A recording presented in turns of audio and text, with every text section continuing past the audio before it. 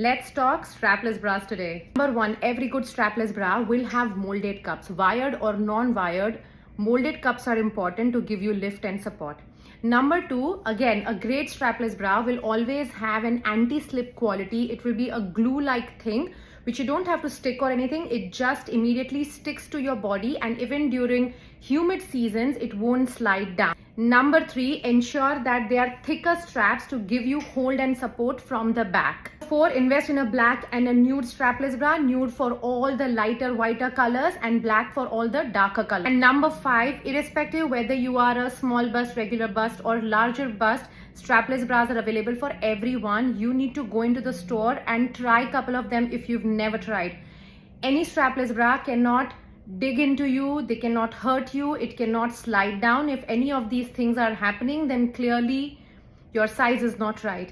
Do let me know if you have more questions.